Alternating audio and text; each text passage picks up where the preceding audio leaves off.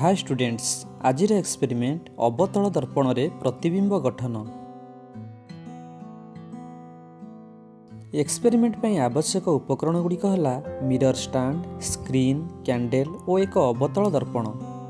Experiment पई F को 15 centimetre और सी को 30 सेंटीमीटर रे मार्क करिबा।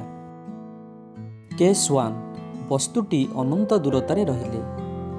मोहम्बतीटी अनंत दूरता अर्थात सी ठारू बहुत दूर रे रहिले शिखाटीर एक वास्तव और उलटा प्रतिबिंब फोकस ठारे सृष्टि हेबो एवं यह अत्यंत क्षुद्र बा बिंदु सम हेबो।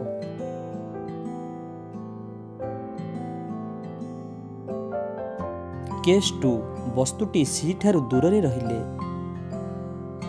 मोहम्बतीटी सी ठारू दूर रे रहिले शिखार एक वास्तव और उलटा प्रतिबिंब एफ और सी मध्य हेबो और यह क्षुद्र हेबो।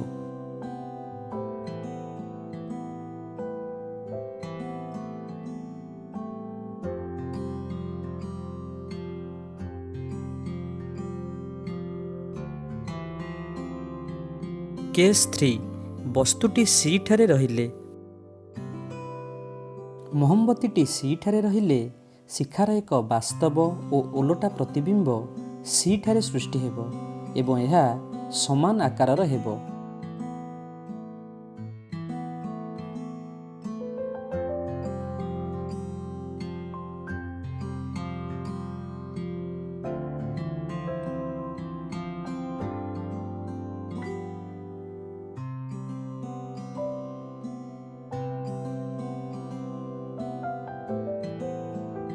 केस 4, वस्तुटी सी और एफ मध्य रहिले। मोहम्बतीटी सी और एफ मध्य रहिले शिखार एक वास्तव एवं ओलटा प्रतिबिंब सी पर सृष्टि हेबो एवं प्रतिबिंबटी परिवर्धित हेबो।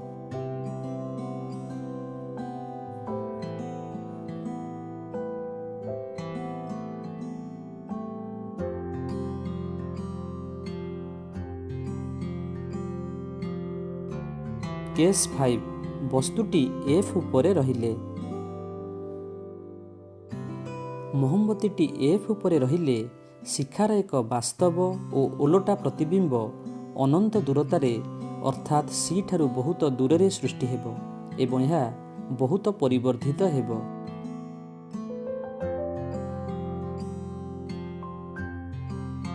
केस 6, वस्तुटी पी और एफ मध्य रहिले। मोहम्बतीटी पी और एफ मध्य रहिले यार कौनसी वास्तव प्रतिबिंब स्क्रीन उपरे सृष्टि हेबो नाही। शिखाटीर एक आभासी और सड़ख प्रतिबिंब दर्पणर पछपटे सृष्टि हेबो एवं यह परिवर्धित हेबो।